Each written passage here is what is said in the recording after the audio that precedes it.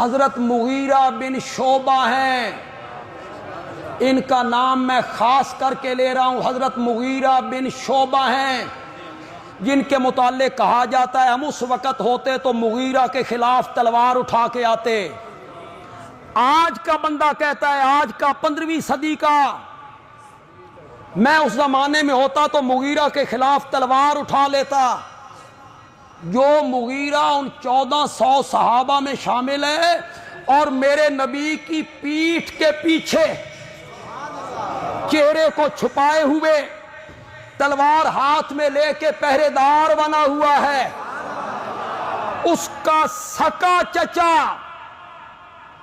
مشرکین کا سفیر بن کے آیا، مشرک تھا، بار بار میرے نبی کی داڑھی مبارک کی طرف ہاتھ اٹھاتا تھا، بات کرتا تھا تو میرے نبی کی داڑھی مبارک کو ہاتھ لگاتا تھا۔ حضرت مغیرہ نے ایک مرتبہ دیکھا، دوسری مرتبہ دیکھا، تیسری مرتبہ فرمایا ہاتھ پیچھا کر، اس کے بعد تو نے ہاتھ اٹھایا تو میں تلوار سے ہاتھ قلم کر کے رکھ دوں گا۔ اس نے کہا یہ کون ہے؟ کہنے والے نے کہا تیرا بھتریجا مغیرہ ہے۔ اس مغیرہ کے متعلق کہا جاتا ہے ہم اس وقت ہوتے تو اس کے خلاف تلوار اٹھاتے، جس نے سنو سن سکتے ہو تو تمہیں یہ باتیں کوئی نہیں بتائے گا۔ وہ مغیرہ ان صحابہ میں شامل ہے جن صحابہ نے اپنے ہاتھوں سے نبوت کو قبر میں لٹایا تھا۔ ہمیں دکھ اس بات کا ہوتا ہے کہ 15ویں صدی کا ایرا غیرہ اور نتھو خیرہ اٹھ کے بولنے لگتا ہے ان لوگوں کے خلاف جنہوں نے قبر میں اتر کر میرے آقا کے جسم کو زمین پہ لٹایا، اور جب سارے باہر نکلے تو حضرت مغیرہ نے کہا میری انگوٹھی رہ گئی ہے۔ حضرت علی رضی اللہ تعالیٰ نے فرمایا اٹھا لو۔ حضرت مغیرہ اترے، سن سکتے ہو تو سنو، آسمان کے فرشتے بھی رش کرتے ہوں گے۔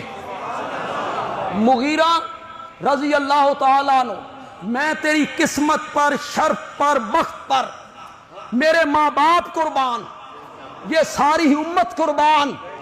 ایک روایت میں آیا آپ کے سر مبارک سے پتھر کو ہٹایا، دوسرے حدیث میں روایت میں آیا پاؤں مبارک سے پتھر کو اٹھایا، اور وہ میرے نبی جو قبر میں لٹائے گئے تھے ان کے ماتھے کو بوسہ دیا تھا۔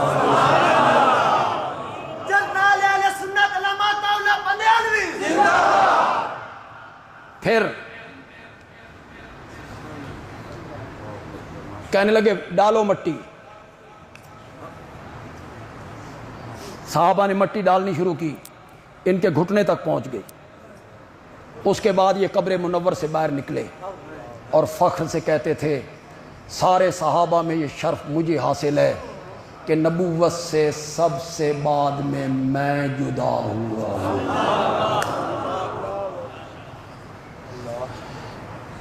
یہ ان 1400 صحابہ میں شامل ہیں، حضرت ابو بکر، حضرت عمر شامل ہیں، جن کے ایمان کے بارے میں آج سوال ہو رہے ہیں۔ ثابت کرو کہ وہ مومن تھے۔ اب میں باہر نکل کے ثابت کروں بے سورج ہے، 14ویں کا چاند، اور میں ثابت کروں کہ چاند ہے، معاویہ مسجد میں کھڑے ہو کے بتاؤں کہ یہ معاویہ مسجد ہے، ثابت کروں اس کو؟ پاگل ہو گئے ہو؟ خدا کی قسم دن کے 12 بجے سورج کے طلوع ہونے کا اور روشنی کا مجھے اتنا یقین نہیں جتنا ابو بکر و عمر کے مومن ہونے کا یقین ہے۔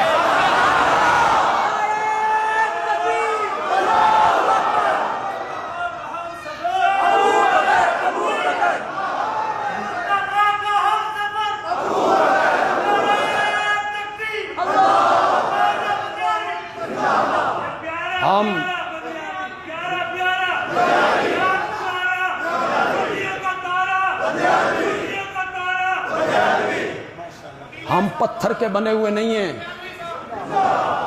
لوگوں کو یہ سوچنا چاہیے یار ہم پتھر کے بنے ہوئے نہیں ہیں، ہمارے دل میں ہمارے سینے میں بھی گوشت پوست کا دل ہے یار۔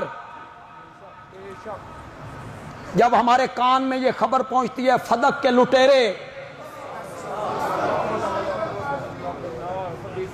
فدق کے غاصب، فدق کے چور، ہمیں دکھ نہیں ہوتا؟ زمین پھٹ جائے اور ہم غرق ہو جائیں، تم برسر منبر فدق کے چور، فدق کے لٹیرے، فدق کے غاصب اس بندے کو کہہ رہے ہو جو ہجرت والی رات نکلا تھا تو 40,000 درہم لے کے نکلا تھا، 2.5 سال خلیفۃ المسلمین رہا اور آخری وقت آیا تو ان کا سر مبارک حضرت عائشہ کی جھولی میں تھا رضی اللہ تعالیٰ عنہ۔ میرے نبی کا آخری وقت آیا تو سر مبارک اس وقت بھی حضرت عائشہ کی جھولی میں تھا، آج حضرت ابوبکر کا سر بھی حضرت عائشہ کی جھولی میں ہے، وہ بھی سوموار کا دن تھا، آج بھی سوموار کا دن ہے، ان کی عمر بھی 63 سال تھی، ان کی عمر بھی 63 سال تھی، بیماری کی نوعیت ایک تھی،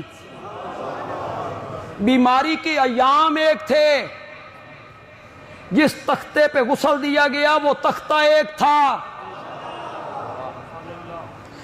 تدفین کا وقت ایک تھا، کیسا ملام ملایا میرے رب نے، پھر میرے نبی کے ساتھ سلایا، حضرت علی رضی اللہ تعالیٰ عنہ نے سلایا، صحابہ نے سلایا، ان کی قبریں حضرت عمر ابو بکر کی میرے نبی کے ساتھ تھی۔ مولانا احمد رضا خان بریلوی نے لکھا ہے کہ جہاں سے بندے کا خمیر اٹھایا جاتا ہے مرنے کے بعد وہیں دفن ہوتا ہے، نہیں سمجھے ہو یار؟ یہاں سے خمیر اٹھایا جاتا ہے، ناف میں رکھا جاتا ہے، مرنے کے بعد بندہ اسی مٹی میں دفن ہوتا ہے، اسی مٹی میں دفن ہوتا ہے۔ یہ بات 100% صحیح ہے۔ منہا خلقناکم وفیہا نعیدکم، اسی سے ہم نے تمہیں بنایا، اسی میں تمہیں لوٹائیں گے۔ تو پھر بندیالوی کہتا ہے جس پاکیزہ مٹی سے،